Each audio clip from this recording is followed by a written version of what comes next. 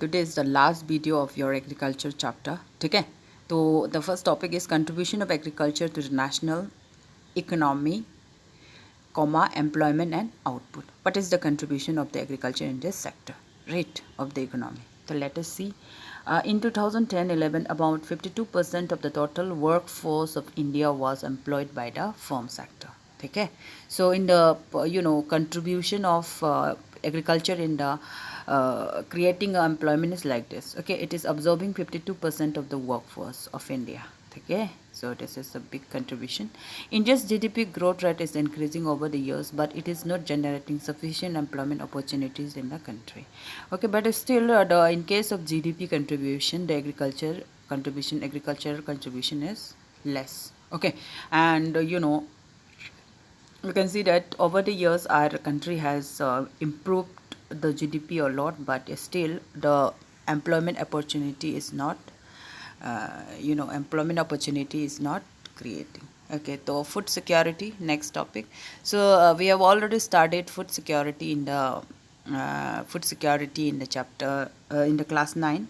Okay, you know that what is food security, what is public distribution system, what is buffer stocks. We have already studied in the class 9. Okay, the government designed national food security system to ensure the food security in any to every citizen. It consists of two components. The food security means all the people should access to the food, all the people have availability of the food, and all people should afford to get a food. So this is the food security definitions that we have seen in the class 9. Okay, so under this we have National Food Security Act. So under that we have two things, buffer stocks and PDS. And about this also we have already studied. Buffer stock is stocks of the government, where government purchase commodities from the farmers and it makes a stock of it. Okay, during the time of crisis and inadequate supply, the government will give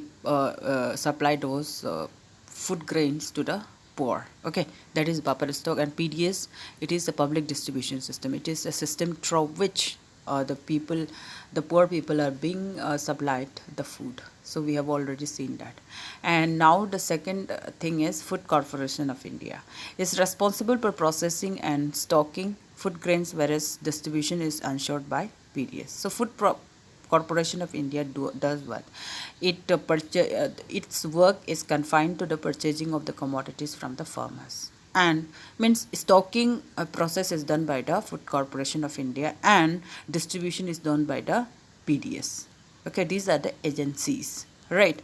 And PDS is a program which provides food grains and other essential commodities at subsidized prices in rural and urban areas. Okay, so in rural and urban areas, this PDS system works and it supplies food to the people. Okay, so it include food grains and some essential commodities also PDS may supply, right? Okay, now the primary objective of the National Food Security Act. So it was enacted in the year 2013. It is not written, please you write, I'm telling you, in the 2013 it was the act came into force, right? So what is the main sole objective behind the Food Security Act? So availability of food. It has to ensure the availability of food to the poor or people, and the poor should have access to food. The poor should have access to the food. We have seen so many schemes like Antyodana Anyojana, AAY. We have seen in the class 9 that through this scheme the government of India distribute subsidized food, means very low price food grains to the poorest of the poor. So that way the by decreasing the price of the food grains, the Food Security Act says that it can be made available to the poorest of the poor also. Okay, growth in agricultural production. So growth in agricultural production is also one of the objective of Food Security Act of 2013. Fixing the support price for procurement of wheat and rice to maintain their stocks. Okay, so MSP we have already seen. MSP, marginal MSP, we have seen MSP in the class 9. minimum support price, I'm so sorry, minimum support price is the MSP. Okay, so the fixing of MSP is also under the objective of the National Food Security of India, National Food Security Act of India 2013. MSP, minimum support price, right? So this all those the definition I've already given you in the class 9, we have already discussed, so we are not going to discuss here again. Now, globalization. So first of all, we need to know about what is globalization. Globalization means integrating the one economy with other economy of the world. Okay, if you are integrating, if you are making a free flow of goods and services across the country, so it means it is globalization. Okay, so organic farming is what? Organic farming means farming in which we are using manures. Okay, so ecological best manures we are using. Okay, here we are not using any chemical fertilizers. So this is the thing. Now, impact of globalization on agriculture, that we are going to see. Globalization is present at the time of colonization. During the time of colonization itself, it was present. Present. Okay, when we are colonized by the British government. So during that time also globalization kind of thing was there. Um, During the British period, cotton was exported to Britain as a raw material for their textile in industries. So trade kind of thing, international trade kind of thing was also taking place during that time also, and especially the cotton are being exported to the Britain from India. Okay, after 1990, the farmers in India have been exposed to new challenges under globalization. So you know that new economic policy came into being in the year 1991, and after that the farmers of the country are exposed to the globalization. It means that they can now sell their commodities to abroad also. Okay, the kind of thing. And if globalization is coming in, and if free flow of goods and services are there, obviously the free flow of agricultural commodities are also there. So as a matter of it will affect the farmers also, and it can put challenges. Means competition will be there. If good quality things are coming from the outside and it is good in price, then what will happen? The consumer will purchase those only. Okay, so that is the challenges given by the globalization in India. The agricultural products of India are not able to compete with the developed countries because of the highly subsidized agriculture in these countries. Okay, so you know that in developed countries, the government is also very rich. As a matter of fact, the farmers exports are given loads of subsidies. Okay, right. Supposing that the actual price of the commodity is 10 rupees, the government will pay 5 rupees. Okay, and it means that in the global level, in the world, in the other countries, it will be available at rupees 5.